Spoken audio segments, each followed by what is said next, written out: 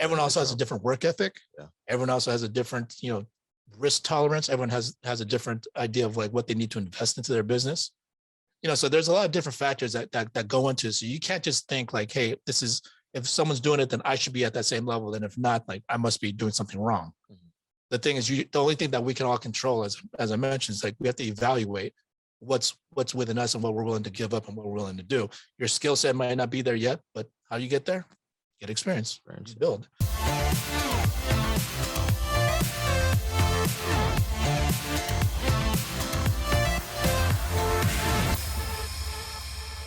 Thanks for joining this week on the Elite Sales Podcast. I'm joined in studio this week by Clifton Henry with FFL Generational. You. With the matching do-rag for the week. But yeah, we have some great guests. Yeah, we're looking forward to hearing from today. We got a couple guys that we got a chance to go to the Integrity headquarters out in Dallas. So that's an exciting partnership that we have, looming for everyone that wants to get it, everyone that's willing to work for it. We also have our top producer for the month with Tanya Williams. She's helped over 160 families so far this month with 1 week to go in the reporting. But Marlon and Jason, are you guys on? Yes, sir. All right, so we'll start with you, Marlon. Sure. All right. Well, first of all, thanks for coming on. Appreciate you spending. Thanks for having us. Yeah. So first of all, I mean, we got a chance to go out to Dallas, to the Integrity headquarters, with a few of us, and number one, it was a good time, hanging out and spending a little bit of time together. But yeah, what was your overall impression of the experience? Overall impression, man, is Integrity is a rich company. The overall impression is that whole building. I mean, guys, we went to the headquarters in Dallas, Texas, and that building is mostly ran by Integrity. So, it's just a whole different ball game. Like these are, I mean, they're worth 15 billion right now. Integrity is, and, in the Road to Integrity meetings, they describe Integrity company as like being richer than all the baseball, basketball teams put together. So that's who we're looking to get in partnership with, So the overall impression was everything is very orderly. Everything's very tight over there. Everything's very serious. And, I walked away with, got to take this even more seriously, tighten up X, Y, and Z, and prepare myself for that conversation with them when that comes. That's the main thing. Yep. Well, I remember prior to us going out there, you and I had some conversations. It didn't seem very clear to you at the time, how to get an Integrity deal, or whether it's actually real, whether it's achievable, whether it's worth it, like all these different things. Like, did the visit there and talking to Sean and Andrew, did that help kind of satisfy some of that? 100%. And I'm sure there's people on the call that are going to see this that definitely, are probably having the same thoughts. I mean, we have, and, we've been very open and transparent. And my main thing was, is it worth it? Like, what is the payout? All of that, is it actually worth it? What if I just end up keeping my deal? I'm going to make much more money that way long term. That was my thinking. And really, just to summarize the response there, to quote Andrew Taylor, it all comes down to the stock. It's just all the stock, you getting it as fast as you can at the lowest price possible. And through that, you build generational wealth. So yeah, there's a lot of money to be made here, front end and back end, but it's not going to compare to what they're going to give you when they buy you out. And the stock, nothing like that. I mean, I don't know if I'm allowed to talk numbers. I won't talk numbers, but that's what sold it for me. If anybody moving forward asks me about Integrity, why they should do it, stock. I mean, the payout is nice, the money, the credit line, not to mention, your expenses are taken care of. They pay your staff. Everything is paid for, which is added on to that. There's the earnouts, but the main thing is stocks. So yes, I definitely needed to have those conversations. And now we're here. So I'm grateful for that. Yeah. And speaking of stocks, I mean, you're a guy that's obviously ambitious. You want to do well for your family. But the thing is, we were talking at dinner the previous week prior to going, and you were talking about how this is the most money you've ever made. Yes. So you know, there was that little bit of consideration of, is it worth it? Should I just keep things rolling? Obviously, you know your business will keep growing because you're going to keep working. You know, but yeah, I mean that's the thing with everybody. Like you can't, like no matter how hard of a worker you are, no matter what your work ethic is, you can't outwork having a boatload of money up front to be able to go and invest with, assuming you do something wise with it. You know, if you get $1 million, you can't go buy $1 million car. I mean, you know, right. It wouldn't be very smart. But then, you know, if you have the right plan and you get this opportunity, I mean, like, yeah, the way they broke it down, just where else can you get that? Right. And the main thing too is like, wait a minute. Yeah, I'm making a lot of money. That's cool. But Andrew Taylor's made way more. Sean Mike's made way more. Why did they do it then? Like what did they, you know what I'm saying? So that's why it's like, cool, yeah, we're making, you know, whatever we're making, but they're making a lot more, yet they did it. Why did they do it? What did they see? What do they see now that made them pull the trigger and say, yes, I want you to buy me out and I'm giving up all the future. So there's something there. And that's what I'm saying. Like Andrew was very quick. Sean Mike was very quick. Stock, done. It starts and ends there. Like, you know. Yeah, well, I mean, I've never had any doubt. I knew I always wanted it. You know, Clifton and I talk pretty frequently. I know he wants it. So now that you know that it's achievable, like what are you going to change going forward to help you get there faster? Well, to be clear, I've known it's achievable. I mean, you know, from the moment I've learned from it, it was the question of whether it's worth it or not. You know, so now that I know it's worth it, as far as, you know, what to do to get there is just keep growing. It really comes down to just building more, writing more business, you know, and really just hiring. The main thing for me is hiring. It's just more and more and more people. And, you know, why have one Day Long when I can have 10? Why have one Jason when there's 20 out there? Why have one Albert when, you know, I could, you know, that's just how I'm viewing this thing. Is there's another Sean Mike out there, who's going to hire him? Who's going to be the first person to speak to this person? And that's just my perspective is we're going to go fishing. You know what I'm saying? And that's it. I've been watching this show Alone on Netflix. Great show. There's a lot of people that go fishing there and all that. And, you know, it's just leaving your rod out there all day. Yep. Yeah, I mean, you kind of brought up a point earlier about like how they've got a ton of money over at the Integrity headquarters. I mean, all of us didn't grow up with money, so like, you know, we're like the little things just kind of like seem like a big deal. Like, you know, we're like we got stuck in this conference room, and then we're like, is all this food free? Like, and then like people come up and they ask us if we want to like order food, and no. I mean, like the thing is like we're all in a position now where we have an opportunity where we can make our own money. You know, we can earn whatever we're willing to work for, but just like little stuff like that, to say a little bit of exposure, I thought it was great for the entire group, just for all of us to see something different and just experience something new, realize it's all possible for us. I agree. Yeah. Cool. I had a really good time with you, and I'm glad that, you know, you came, because I see I see what huge potential that you have, and, you know, if you're motivated to do it, I know you can do it. You know, just anything to clear that up. I'm glad you were able to join us. Thank you for inviting me and the rest of the group. Absolutely. Yep, of course. And then for all of you guys that are out here watching that haven't had the opportunity to go yet, I mean, they're gonna be doing more of these trips upcoming. So like if you want to experience the opportunity, like let us know. You know, reach out to me and we'll get something set up, you know, for the upcoming months.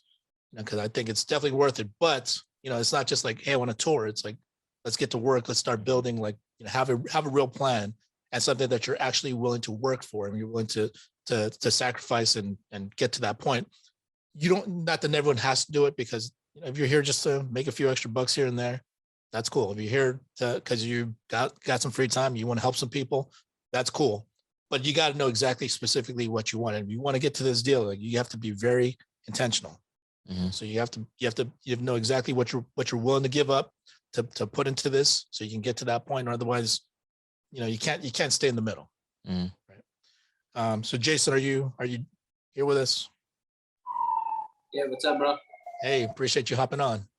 Yeah. So Yeah, we had a good time out there with you as well. So, you know, your back was hurting a little bit, so you don't get to enjoy the full experience. Yeah, it was amazing. Yeah, but give us your first impressions on what you thought about the whole trip. Just to piggyback what you were saying about, you know, the secretary coming in the boardroom and taking orders, the private jet, all of that, just motivated me even more. Yeah. I want to own all of that. So it was just a huge motivation. The first class all the way. Yeah, definitely. Yeah, I never doubted anything, but it's good to see it with your own eyes. You know, she came in there 4 times asking us what we want. Are we okay? Yeah, it's good to be treated that way. Everybody was wearing crisp suits, nice Ferragamo belts. It's good to be around people like that. Yeah. So it was really nice. And everyone's in the same industry too. That's what I love. Everyone's doing the same thing. They're talking about the other integrity partners that just got, no, it's real. They tell you what you need to make, what your profit needs to be, what, you know, oh, you should open up a corporation. And they actually told you like the whole step of like, you know, formula 1, 2, 3, do X, Y, and Z, and you'll get this. So it was pretty cool. Like it wasn't, like you said, it wasn't like a fake, like a pipe dream type situation.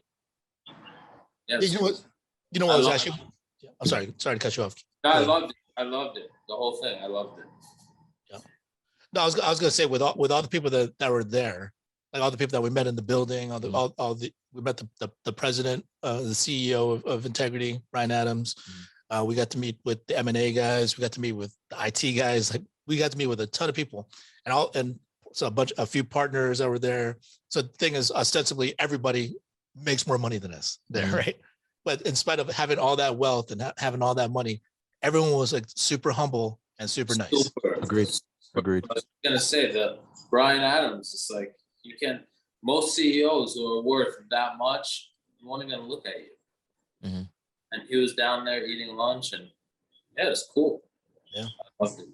It was an incredible experience in that regard, because, you know, when we didn't have money, when we were poor, when we were broke, and we didn't have, when we didn't have this opportunity to be able to do something better for ourselves and our families, you know, I used to have like the weirdest impression of rich people. I used to just think like, number one, I thought I could never get to that point, you know, because you think it's just too far fetched. But then second, I used to always think like I have this poor impression of rich people, because you just think like they're all jerks, and like, you know, they're all like snooty, and, you know, they've you know, they look down on people. But the reality is, you know, it is what you make of it, and how grounded you are. So I mean, to have the opportunity to get into an organization like Integrity, to have people like that are so genuine, down to earth, humble, they work hard, they make a bunch of money, and they find ways to give back and help other people to achieve that same level. So, you know, that's something that I think we can all aspire to here at Elite. You know, everyone, you know, we're all just people. We're all just doing our best, and some people a little further ahead than others. Some people, you know, maybe pick things up a little bit quicker. But, you know, the thing that we all control is our work ethic and our desire for whatever it is that we want. Mm-hmm. So what are you doing differently now, Jason? You know, now that you see it, it's all tangible. It's like within grasp. I mean, everybody knows I work around the clock. Yep. I don't know how much harder I can work, but I'm just gonna keep pushing. I just can't stop now. I just got to keep going harder and harder, and build and keep going until put my head down and keep going. Yep. You can't stop now. There's never stopping. You can't stop. Yeah, well, there's no question about your work ethic. It's almost like you got like multiple people working at the same time for you. You're just like one man show here. I just can't stop. You know, if I want to take a break, like I can't do it anymore. Just gotta get that. Nope. Gotta make sure I hit the numbers every month. Right. I step it up. Whatever it is, I gotta step it up. Cool. All right. So, do we have Tanya on, by the way? Can you check to see if She was on earlier. It was Tanya's iPhone. Cool. I'm here. Yeah, she's there. Yeah, she's All right. there. So anyway, well, yeah. So Jason, I appreciate you hopping on with us. We'll see you in Vegas at the end of the month. Of course. All right. Looking forward to my man. Thank you. Thank you so much. All right. So without further ado, that was kind of a awkward transition here. That was my bad. I'm sorry. That's okay. No, but we have a top producer for the month of June. You know, I think you were the top producer for the month of May also, if I'm not mistaken. But you know, you have helped over 160 families so far after 4 weeks. You know, you told me you'd be a little late coming on to this because, you know, you're out there helping more people. So number one, appreciate you coming on. Thank you. I appreciate y'all having me.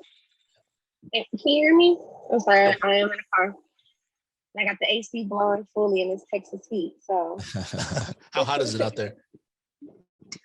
oh, you know, I have not checked the temperature today, but it feels like it's 104 out here right now. Yeah, that's rough. Yeah. So, well, you definitely need that AC. So, all right. So, well, you know, as far as helping 160 families so far for the month. I mean, obviously, this is a record with FFL Elite. You know, so congratulations on that. You still have 1 week to go. I'm curious to see what the final week is going to bring, but you know, you've kind of steadily increased your production from month to month, and you kind of just exploded this month. So what did you do differently this month that got you to this level? Honestly, I just put more time into it. I did have more help, like I told you previously, with my husband helping me.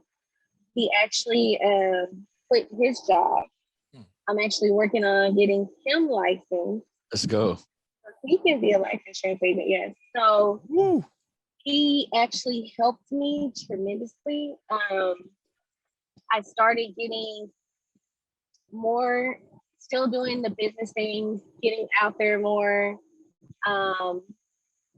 picking up back from my hometown, his hometown, having flyers, having people help me get my business out there. We went to his family reunion this past week. I was able to get a lot of clients while I was out there. Also, I was able to leave my business cards, flyers, have his family spread the word, leave flyers out there on different companies in those areas for me. So basically just having a lot more help and getting other people involved that I am close with to help get my business out there.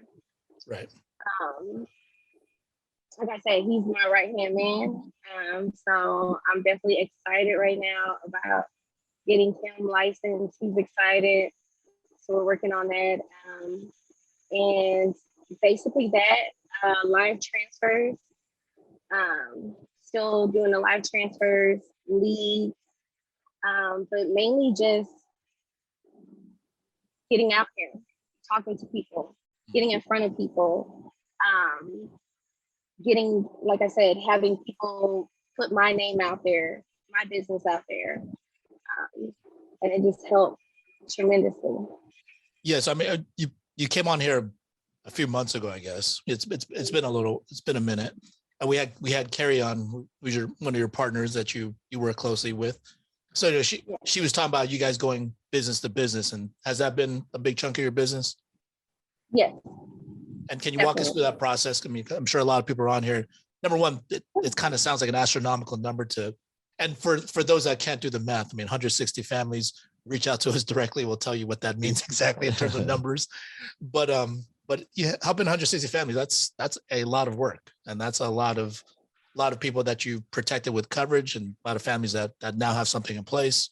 So, you know, what's the whole process when it comes to the business to business part? So basically it's, you know, just going into a business, you know, introducing yourself, letting them know what you do. I just walk in normally, like, hi, my name is, you know, Tanya Williams. I, you know, do life insurance.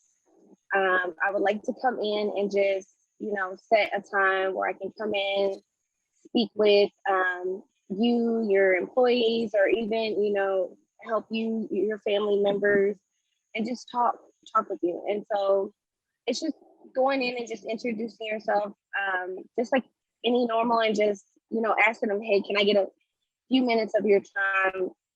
If I can get it right now, or sometime this week where I can just come in, and just show you, you know, what I do. Do you get a lot of And pushback? explain how, you know, how I can help you. Do you get a lot of pushback I have from that? got, yes. You're going to get some pushback. Not Okay. everybody's going to be friendly and nice and be welcoming, of course. But I mean, you just can't give up.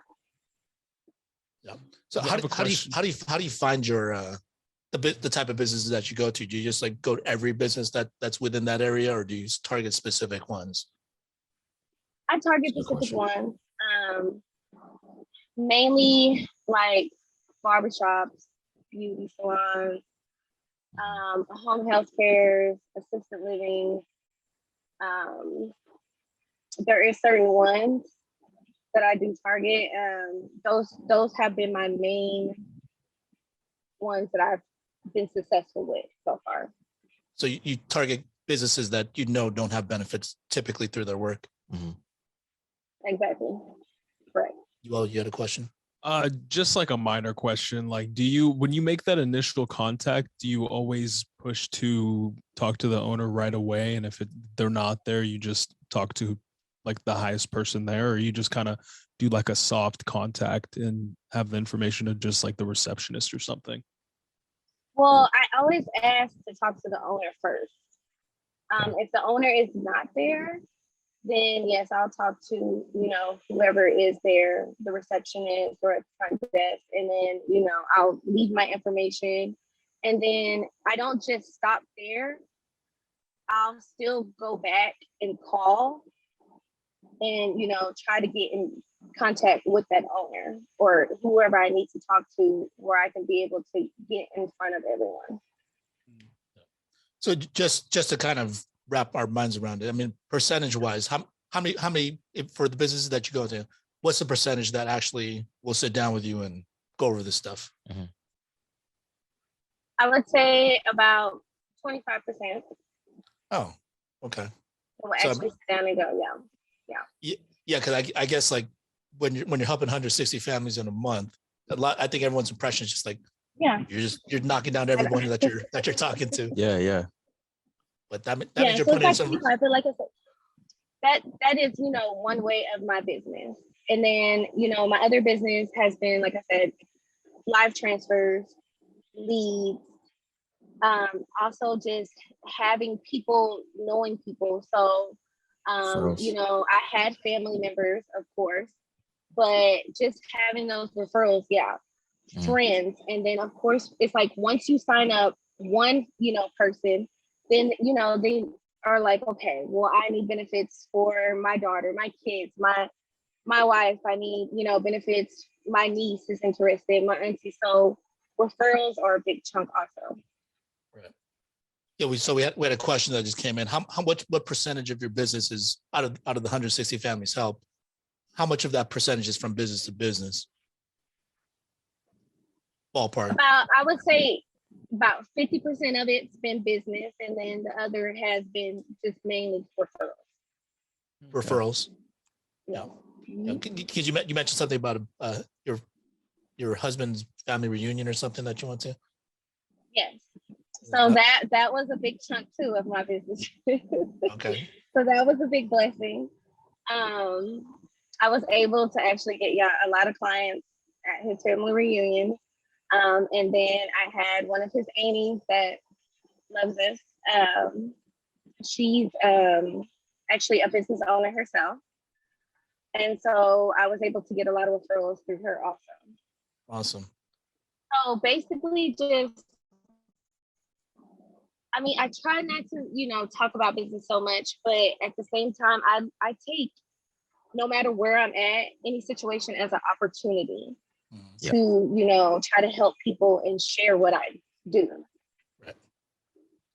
Well, so obviously you have to believe in the product. If you don't believe in the product, you can't really, I mean, you can't say anything with conviction when it comes to your referrals, and especially going to business, which I've tried at our last company because our leads were trash. Oh my goodness. So we tried it. It's tougher than you think. And you said 25%. I'm like, yeah, that sounds about right. Yeah. So how many hours a week do you say you go out for the business to business stuff? At least about 4 days a week. I do 4 days a week. And how many hours during those 4 days each? Anywhere between 5 to 4 hours. Okay. And then you got Carrie with you, and so you guys are tag teaming that. So we take it. Yeah. So I there's mean, that was, sometimes that we don't always get together. Yep. But sometimes, she does her thing and I do my thing, but Right. we also tag team it together. which I mean, you should expect a lot of rejection when you go randomly, business to business, because I've done that. And it always made it a lot easier to do for the long term if you have a partner with you, because this way, you guys can talk in the meantime and you feel less rejected. Were there a couple questions on there? Yeah, there's a couple of questions. Yeah. One from I Marlon, see I think. all of them. Could you talk about what types of policies you're writing with the businesses, annuities, IULs?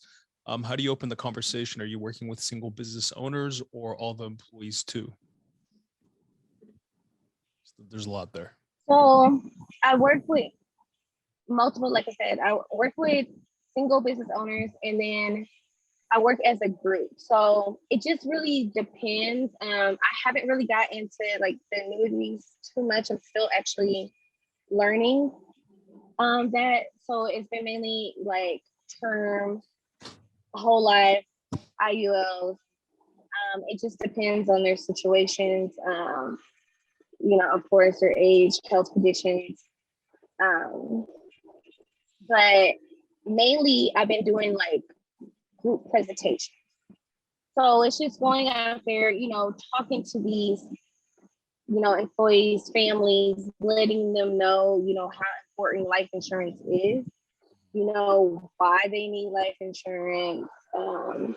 It's so many things going on that you see the GoFundMe every day on social media, and so it's just mainly, and I'm a people person, so it's just that connection with them and just, letting them know, why do you need this? Why does your family need this? And once you just actually explain and just show people and actually use real life situations, they're more open to it with no problem. So as far as the group presentation, are you just kind of giving everyone the general idea of what they could be covered for, or how this plan helps, provide a certain solution for their specific problems? And then when you do the enrollments, I mean, do they just line up afterwards, or how's that work? Correct. So just doing a general presentation, letting them know how this can work, and then just kind of going from there. What I'll do is I don't sign up everybody right then and there. So I just basically, schedule a time to be able to talk to them, because of course I don't have the time to be able to, just go through every single thing right then and there. So we'll schedule a time where we can meet up, or I can talk with them over the phone or Zoom and just go over every scenario and figure what is best for them. Okay. And then how do you handle the underwriting? Because I mean, it's great to be able to offer, as much coverage as we can. The bigger the coverage, the better. But then the thing is, health limitations based off of the medical conditions, their history. I mean, how do you handle those situations?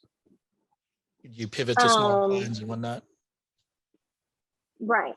So of course that's where Casey will come in. I'll ask if there is something that I'm stuck with, as far as, okay, so how can I help this person? They have this health condition, or I have had some situations, like I said, I'm still learning, different carriers myself. I have had some situations where, that they might get declined for that carrier. So I'm like, okay, well, we can try this carrier, let's, and then just kind of go from there, and then just tell them how this, works differently from the original one maybe that we were trying.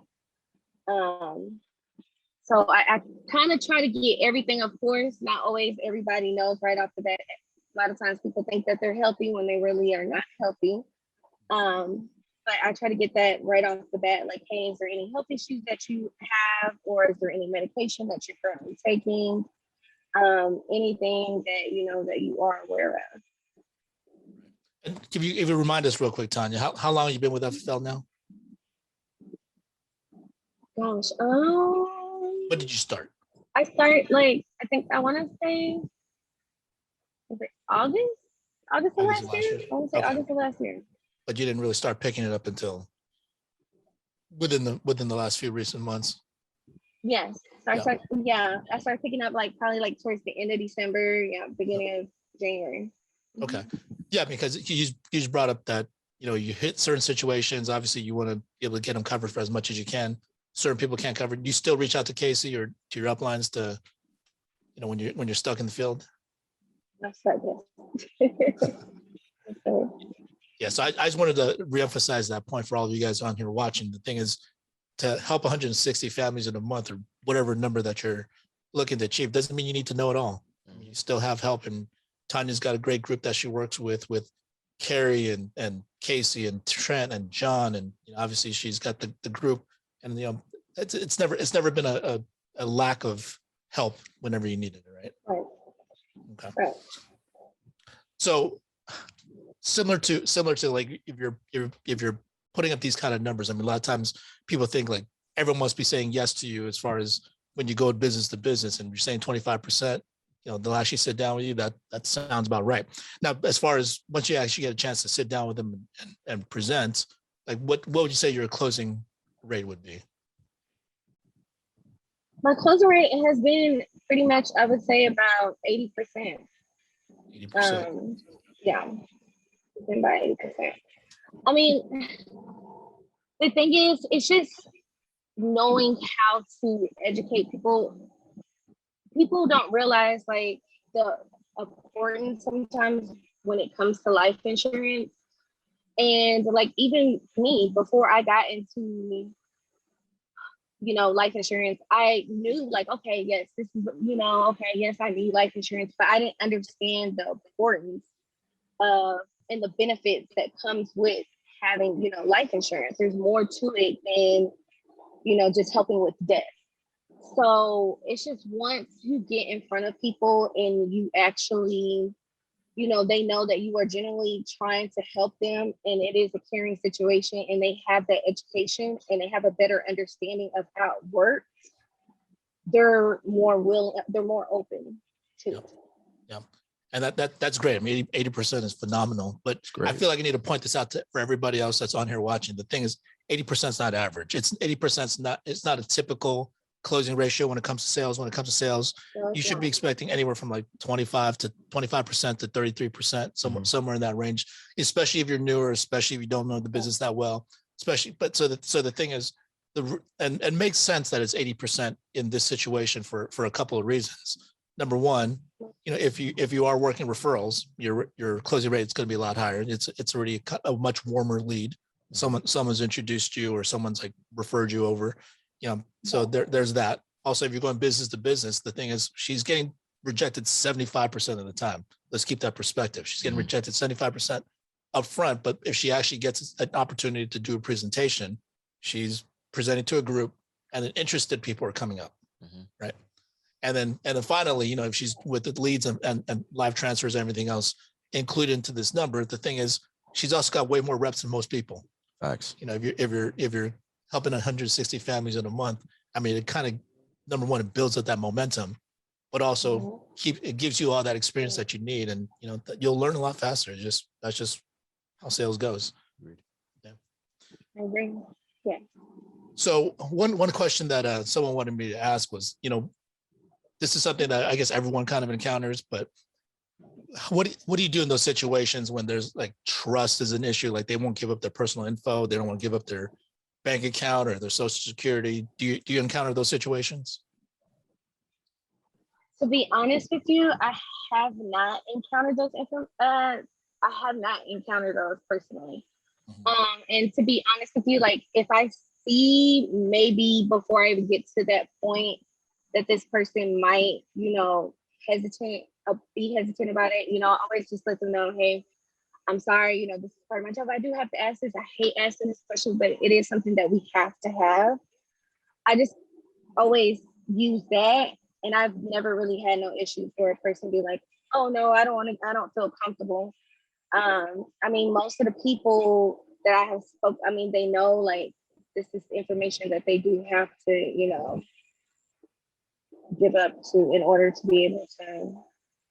It's mainly face to face though too, right? Which helps a lot. Yeah. And that helps a lot. Exactly. Did you encounter a lot of those problems, like people not want to give out the personal info? Not necessarily. I've had it a few times for sure. And that's usually when I don't build enough value, because I've been like, sometimes I'm like a robot. I'm not gonna lie. Sometimes I'm a robot out there. So I'm just like trying to get through everything because I know I have like multiple appointments, afterwards. So I'm like, let me get through this. And when I do that, that's when I'll get that objection. I'm like, okay, whoa, you got to slow down. Now you have to go back and rebuild and kind of like explain to them exactly what we're doing here and why they actually requested the information. And then once I do that, usually they'll kind of like loosen up after. Yeah. But yeah, it's usually my fault, the reason why they end up asking that. Yeah, and people bring up that question, like how would you handle this situation? So the thing is, to be fair, I mean, I'm not selling as regularly, but the thing is, from all my time selling, like I hardly ever got those objections. And I don't know if it's part of my process or I just seem like some harmless Asian guy or whatever it may be. But the thing is, it just never really came up that often for me. So, I mean, I think there's a lot of different factors that go into it. So when people say like, how come I'm getting this so often? The only thing that you can control is you.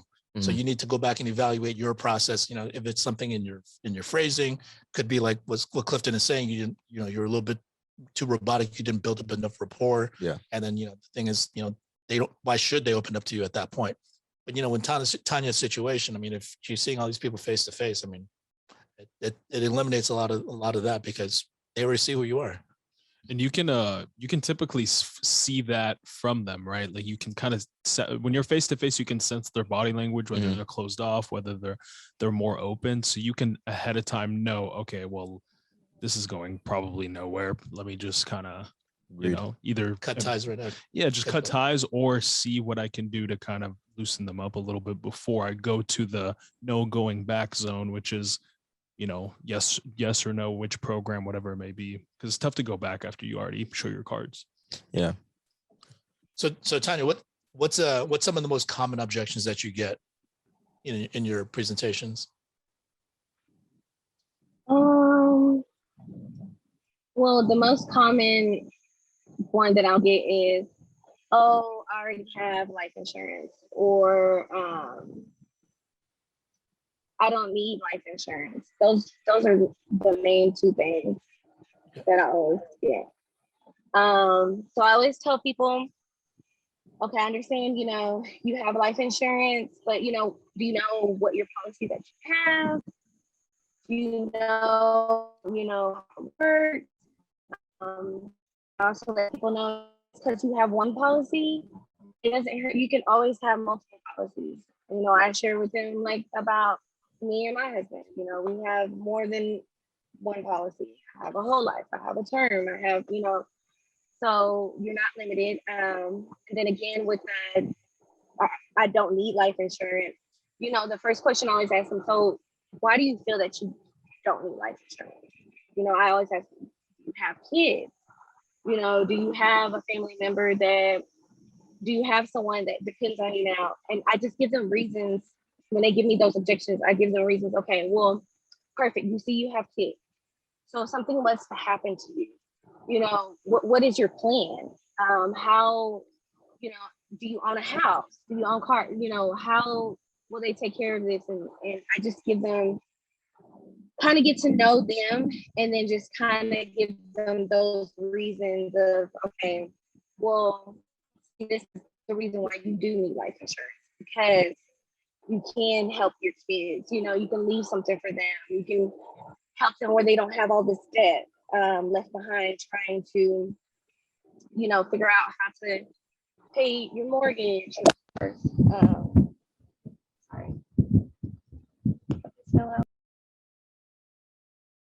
Oh, did we lose her? We lost her. Did. We'll wait till she reconnects, but it's good. It's good stuff so far. Yeah. Which, I mean, I don't know. I guess the part that really gets my attention is just like, she's not doing anything special. Yeah. She's just doing a lot of it. Exactly. She's just hustling. She's tapping into I guess a noticeable market, which is door to door, or business to business, door to door, right? She's combining, different things. Yeah. But once you do get through, it's cool. Yeah. Did someone say something? Yeah, I did. Just Darren. Hey, what's up, Darren? Oh, Darren. Hey, Good to see you guys. Yeah, Is do you ever someone get- at- I'm sorry, but That's all right. Oh, that's Darren okay. was just asking a question. We'll get right back to you, Tanya. Yeah, is this for Tanya? Just talking about your schedule throughout the week. Like, so do you go on Mondays? Do you do live transfers? Tuesdays, go out and knock on businesses? Give me kind of a better idea of what your schedule looks like, if you don't mind. And you might have said it, I might have missed it, but go ahead. okay. Can you hear me? Yes, we can hear you. Okay. So basically on Mondays, that's when I'm doing my live transfers. Any leads that I have, calling on those. Tuesdays, Wednesdays, Thursdays, and then some Fridays is when I'm going out on the field. Opening up to businesses. Like I said, I also have my husband also that's out there dropping off brochures for me, flyers. So that's kind of how my schedule is. And basically I kind of opened up. My schedule's been a little bit more open. So, and with my kids being out of school too. So kind of I just work, there's not like really a set schedule. I mean, as soon as I'm up in the morning from 8 o'clock to before I go to bed to 10 o'clock, I'm just kind of always working. Okay. If you had an idea, a rough idea, how much do you spend a month on leads? Including your live transfers and regular leads. On the regular leads, I would say probably about 400. For the month? For the month or for the week? For the month? No, 400 a week. 400 a week. Okay. Yeah. Does that include the live transfers? No, that does not include the live transfers. And Live transfers, add that in too. I'm spending pretty much a lot. I haven't even calculated it. I just always see it coming out of my car, off my account. Probably live transfers, it's actually more than my lead. So I would probably say about 6. So It's about 1,000 a week. it's about 4,000 a month on leads. Sound about right? Yeah. Okay, so they kind of get lost with all those deposits coming. That's a great problem to have. It is. Yeah, but I mean, I think so. I guess the follow-up question is, being the fact that you had so much success with your business to business stuff and with your referrals, I mean, you're still buying leads. Why? Because you can't stop. I mean, just because, yeah. I mean, you still need those. Like I said, even with the business, even though it's been good, that doesn't mean that next month it might go well. You know, next month it could be slow. I might not do as well with going out in person and trying to talk to businesses. So I still need my leads. I still need my live transfers, you know, no matter what. Right. Mm-hmm. Yeah, and no way was I implying that you don't need to buy leads. You know, if you. Oh, no. Yeah. I meant it for everybody else because, you know, sometimes, you know, if depending on how you manage your money or how hard you work a certain set of leads, you know, the thing is sometimes, yeah, if you fall behind, you're just thinking like, I'm just not going to buy leads, but you can't get yourself out of that situation by thinking that way. Mm-hmm. But the thing is, you can supplement what you're doing, like Tanya's doing, you know, by going business to business. That costs you no money to go business to business like that. And then the referrals obviously don't cost you money, but referrals, I mean, unless you have a very specific system and an effective duplicatable system where you can continuously do that. I mean, it's kind of hard to count on referrals too. I mean, like for all the other companies that come in that have no leads, and it's just like you sell your mom, your dad, your uncle, your aunt, you know, your grandmother, your cousins, you know, whoever it is, like you run out eventually. So that's not a very reproducible type of system. But you know, with the referrals that you're collecting, I mean, like it sounds. I don't know if you're going to have a family reunion every month, you know, you know, but the thing is, as far as collecting referrals, how do you ask for referrals? Basically, I just let them know, like, you know, hey, thank you, you know, for letting me help you. And I was able to help you. If you know anyone else that, you know, is looking for life insurance, that is, you know, in need, I would be, you know, more than happy to help. I also do like little $25 gift cards, you know, for each referral. So that does help too. And basically, I mean, they're willing to help. That's great. Was there any other questions on there you wanted? Yeah, there's You one may have more, actually. already answered this. Let's see. Can you share a general timeline for how you meet with clients from odor contact? You sit with them, do the group presentation, then set appointments with interested patrons. Well, I haven't heard that one in a minute. Yeah. Yes, you mentioned. I think I think you had kind of some- well actually you may have not mentioned the like how long do you wait to follow up after you make the initial contact? I follow up the next day. Oh wow, okay. Awesome. Yeah. So I follow Gotta up get on the it. very next day. Get on it while it's hot. Like you don't give them time. Yeah, you do not give them time to like think twice about it. Like you Mhm. follow up right away. 100%. Interesting. Okay. Well, I mean, as we kind of established with helping this many families, you got a ton of deposits this month, right? I mean, was it the most you made in a month? It is. I don't know where it went though, but yeah. But being that it's gotten to the point where now it's probably not just strictly because you desperately need the money. The thing is, what kept you going this entire month? Because the thing is, a lot of people, they make their money and they're like, oh, cool, there's more money than I usually make in a month or a week or whatever it is, and then they take some time off.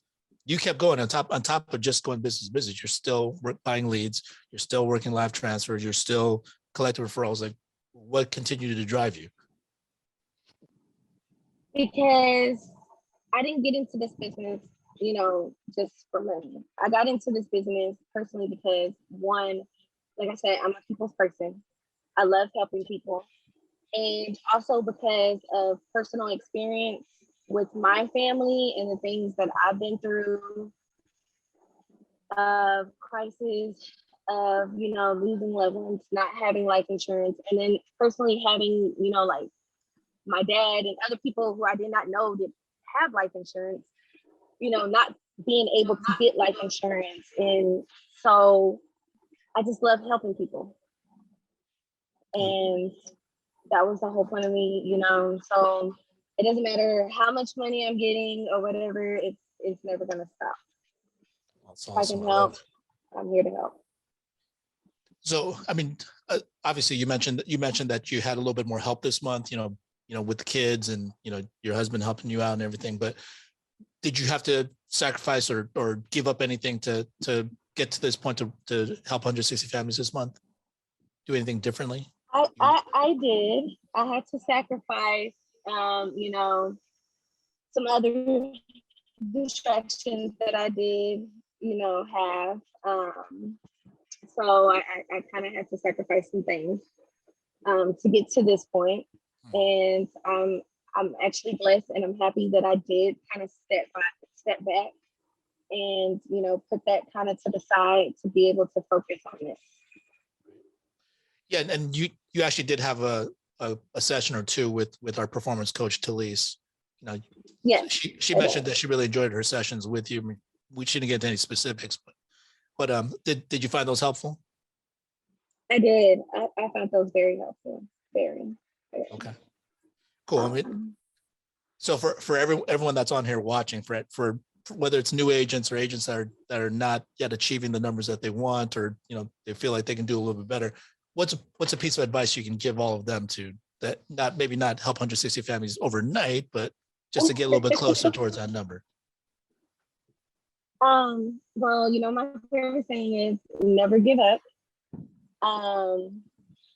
And just push and just look for more opportunities. Look for different ways to build your business and to get your name out there and to, build your clientele.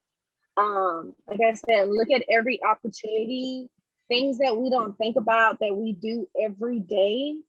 That's our daily routine, can be an opportunity. So, yeah, just don't give up. And like I said, just look at every opportunity as a time to just, go in and help someone. Simple enough. Are you joining us in Vegas at the end of this month for the training? I am. Yeah. All right, perfect. So I'm already gonna book your room for you. So that I'm gonna cover that Okay. so for doing such an amazing job and helping out the team with, with just giving back a little bit here. So I appreciate you. And I'll get with you for the details. But thanks for hopping on. This was really helpful. I'm glad you were able to share with us, all some of what you're doing. And I think that gives everyone a lot of great ideas. And on top of that, just to recognize it's not just about the money part of it. If you focus on, accessing everything that's in front of you and just thinking outside the box a little bit, you can always make money here. Thanks. Amazing job. Thank you for having me. Yeah, Thank of course. you. Thank you for sharing, So, Tanya. so You're welcome. I just wanted to tell everyone on here. I mean, obviously, 160 families in a month is a lot, right? But the thing is, like, no one had helped more than 100 prior to that. I think had some people that were close. Jason was very close. Yeah, very close. But the thing is, if you're on here watching it, like, don't think like, hey, because I'm not there, like I must be doing something wrong. Because everyone has their own pace that they got to learn the business. Everyone also has a different work ethic. Yeah. Everyone also has a different, risk tolerance. Everyone has a different idea of like what they need to invest into their business. So there's a lot of different factors that go into it. So you can't just think like, hey, if someone's doing it, then I should be at that same level. And if not, like I must be doing something wrong. Mm-hmm. The thing is, the only thing that we can all control, as I mentioned, is like we have to evaluate what's within us and what we're willing to give up and what we're willing to do. Your skill set might not be there yet, but how do you get there? Get experience. You build. So it all starts with belief as well.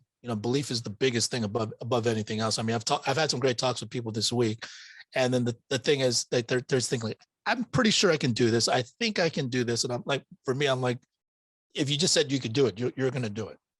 But the thing is, if you're doubting yourself, or if you're giving yourself a way out by saying like, I think I can do this. One of these conversations with you, by the way, it's like, I think I could do this or whatever. It's like, why not just say like, I can do it because someone's out there doing it. And even if someone's not out there doing it, the thing is, it has to start with someone. It has to start with like the limitations is whatever we put on ourselves, and self-belief is everything. So, just to wrap it up, I mean, I actually saw this thing on this guy named Jim Quick, this other Asian guy, not as good looking, but this guy was talking about this study from University of Chicago, and they had like 3 different groups, right? Mm-hmm. So they had 3 different test groups that they did, group A, B, and C. And then, it was about, they were trying to see how they can improve like free throw shooting, right? Okay. And then like group A, they said like, all right, I want you to practice for X amount of hours every single day, just go out there and practice. And then we want to see how much improvement, you can make in shooting free throws. The second group, of group B, they said, don't practice all, just stay whatever you're doing. And then group C, he said like, don't actually practice, but just for an hour a day, like in your mind, just envision yourself practicing. Right. And envision yourself just making it and just shooting the free throws and it going through. And so they ran that test for, I believe it was like a week or 2 weeks or something. Group A, they after the week long of practice, they improved 24%. Okay. So they had actually physically practiced, and they went through and they improved 24%, which practice makes progress, right? Mm-hmm. But then group B, no one practiced and there was no improvement as expected. Mm-hmm. Okay. And then group C, it was all mental. So they didn't physically shoot any free throws, but they practiced in their head mentally, and they improved 23%. That makes sense, actually. Isn't that crazy? So like, it's not the physical part of whatever we do or the physical part of anything within life. I mean, it's a very small percentage. Everything is mental, or the large majority of it is mental. So if you believe it, if you can envision it, and if you just put in the work, I mean, the thing is that's how you continuously improve. So, I think everythting that Marlon and Jason shared today, I mean, that was great stuff. I love hearing from guys like that, guys that are on their grind, just getting to the next level and building. And then, we got Tanya out here sharing exactly what she's specifically doing. So I think that's something that we can all apply to our business. And if you guys are all just willing to believe in yourselves and put in the work, I mean, we can do some special things here. Agreed. So appreciate all you guys hopping on this week. It was great talking to Marlon, to Jason, to Tanya, to my man Cliff here, Yoel. So appreciate all you guys hopping on this week. Let's go out there and help a lot of families. Let's apply some of this stuff, see what you can add to your repertoire, and let's continue to grow. Let's go be elite, guys.